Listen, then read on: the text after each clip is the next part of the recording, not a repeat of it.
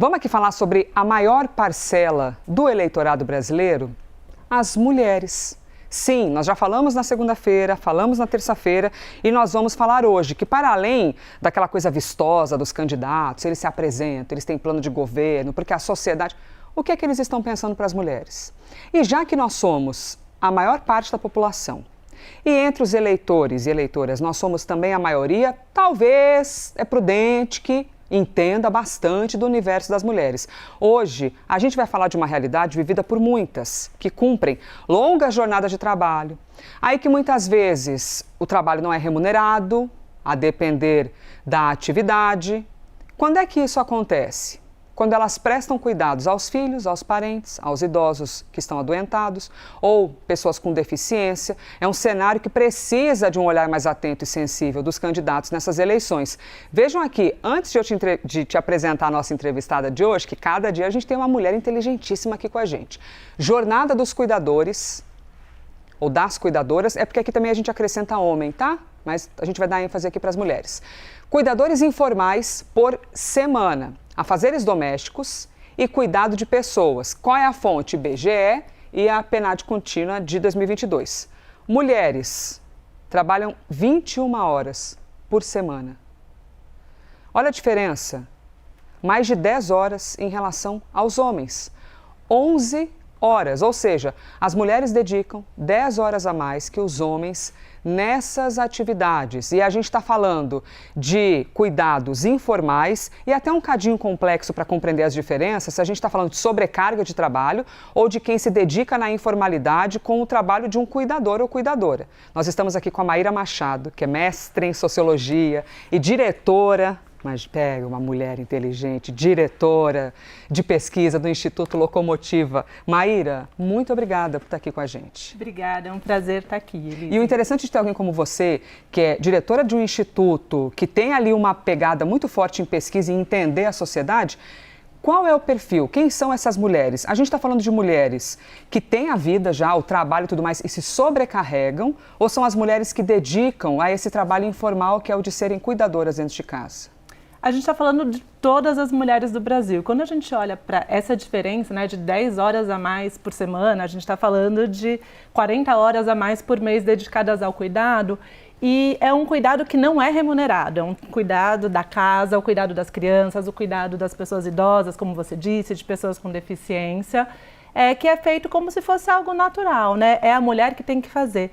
Eu acho que esse dado, ele traz uma diferença muito grande, mas tem algo ainda maior, que é o seguinte: ele fala da execução de tarefas. Então, ela está limpando a casa, está lavando a roupa, está cuidando de uma criança, mas tem também algo que não está contabilizado aí, que é feito essencialmente por mulheres, que é o trabalho de gestão dos cuidados, né? É a responsabilidade por esses cuidados.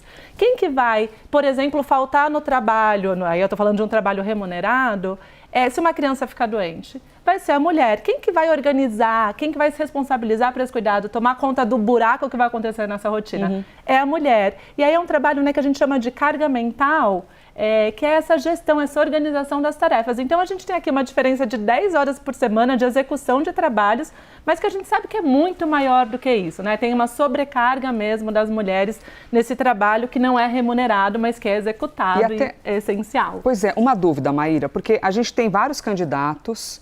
E neste ano nós temos os 5 maiores candidatos, que são todos homens, os vices também são todos homens. É claro que pode ter um homem que vai entender a realidade da mulher, que tem empatia. Sim, beleza. Mas nós não temos a mulher em si, que é a que vive esse rolê todo dia, sendo representada em qualquer uma das candidaturas. Então tem de ter um olhar duplamente ali apurado para compreender isso.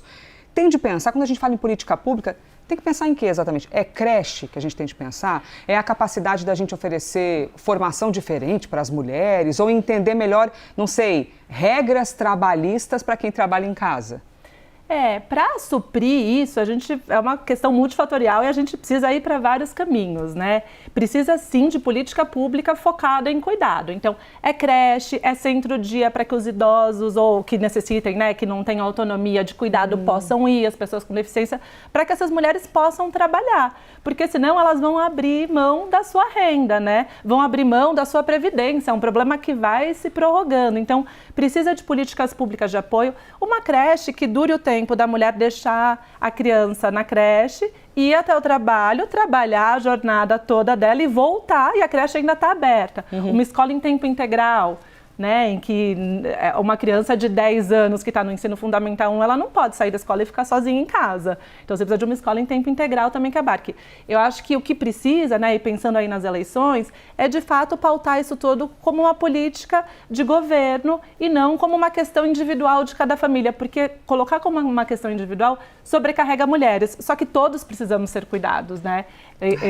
Ou no começo, muitas vezes no final da vida também. E a mulher, também. E assim, e aí tem uma coisa, Maíra, que às vezes na sociedade, você aqui empática e pensar que as pessoas falam sem pensar.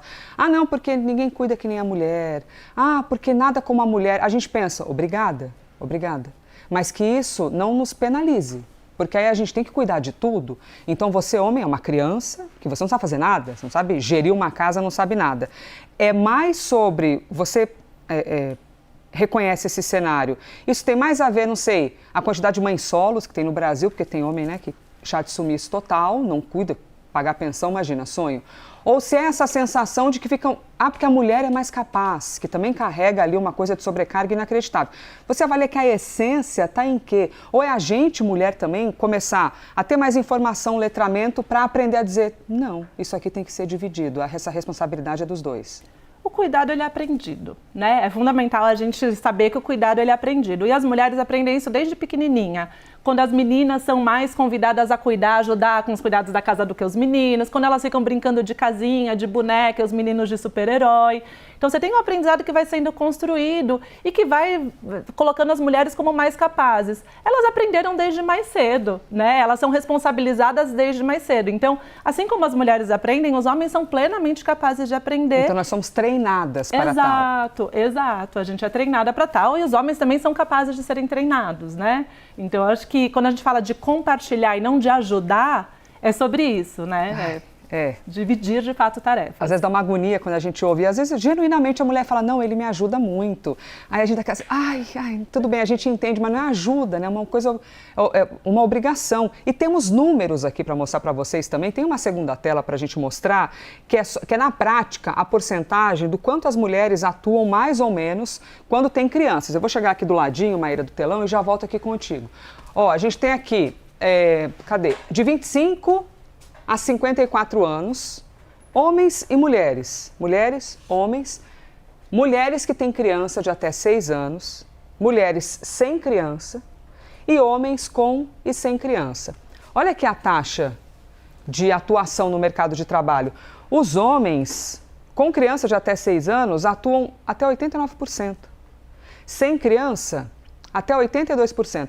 Olha a diferença para as mulheres. Eu sei que a gente está levando em conta aqui só a métrica da criança, mas quando você acrescenta, né, a sobrecarga com todo o restante, você vê o efeito. Mulheres com criança de até 6 anos, 56%. E sem criança de até 6 anos, 66%. Maíra, é sempre importante considerar que, claro, a criança é o fator da informação, mas como a mulher tem uma sobrecarga, não é só a criança que vai fazer a mulher ter uma participação ou a possibilidade de poder ser mais ali inteiramente dedicada a uma carreira, por exemplo. A gente tem uma condição diferente, né, quando fala de mercado de trabalho. Sim, a gente tem desde sempre, as mulheres ganham em média 15% a 20% menos que os homens, e quando a gente fala de mulheres negras, a gente coloca também a questão racial, isso é muito mais evidente. Homens brancos ganham 54% mais do que mulheres negras, né? É esse tamanho da disparidade que a gente está falando.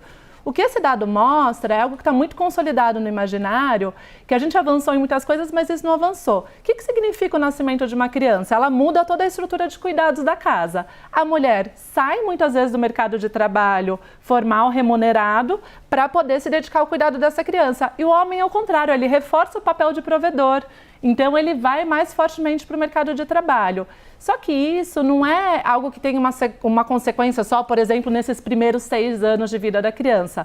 A mulher, ela não vai progredir na carreira como o homem que está se dedicando mais para isso. Ela não vai estar cuidada, né, por questões previdenciárias como o homem. Então, o nascimento da criança é crítico, a mulher é colocada como a principal cuidadora, e isso se arrasta para o resto da vida. Maíra, última pergunta aqui, que foi bem interessante que você falou. Eu perguntei se tivessem mais creches, ajudaria. E você falou também casas de acolhimento para quem precisa de assistência, às vezes cuidado paliativo, ou um idoso que... Você precisa de alguém que troque a fralda da pessoa idosa, ou que dê de comer, ou que faça um exercício físico, porque o idoso fica abandonado em casa, sem fisioterapia, nada. E geralmente, se é a mulher que se sobrecarrega mais disso, é a mulher que vai ter que tentar ser a fisioterapeuta, dar banho e tudo mais. Então, inclusive, isso de política pública para acolhimento da pessoa idosa ajuda também a condição das mulheres. Certamente, isso é algo crucial nesse momento que a gente está vendo a população envelhecer, né? Então, a longevidade está aumentando e a gente está com uma taxa de natalidade caindo. Então, daqui 15 anos a gente vai ter 3 vezes o número de pessoas idosas que a gente tem hoje. Claro que idosos com e sem autonomia, mas tende a aumentar o número de idosos sem autonomia. Hoje, se a gente for pelo natural, né, que é uma construção social, evidentemente, as mulheres vão ser sobrecarregadas. Elas que vão abrir mão das suas carreiras, sobretudo nas famílias de baixa renda, do seu trabalho remunerado para ficar nesse trabalho que é invisível, que não é nem reconhecido muitas vezes como trabalho pela família, né? Ela que vai cuidar desses idosos. Então, é fundamental ter equipamentos em que eles possam, por exemplo, passar o dia para que essas mulheres saiam para trabalhar, em que as crianças possam ficar enquanto as mulheres estão saindo para ter o trabalho remunerado também. Que interessante, hein? A gente ouviu aqui a Maíra Machado, mestre em Sociologia, diretora de pesquisa do Instituto Locomotiva. Estou te ouvindo lembrando de um caso que eu vi uma vez de uma mulher que adoeceu ao cuidar de uma idosa, entrou em depressão porque era tanta coisa, tanta pressão ao você ver a passagem do tempo, você trocar fralda, cuidar de alguém, ela não teve... Até porque não é uma profissional, é invisibilizado isso. Não tinha preparo técnico para fazê-lo e adoeceu também. Então são várias camadas aqui de um mesmo assunto. Maíra, obrigada demais. Muito obrigada. Eu que agradeço. Muito bom, que assunto bom, hein? 10h35, e quando a gente fala sobre questões de casa, é lógico, se você quer, você escolheu, eu vou cuidar da minha casa, eu vou cuidar dos filhos, perfeito. O problema não é você fazê-lo, é você ser obrigada a fazê-lo, entendeu? Se você quer,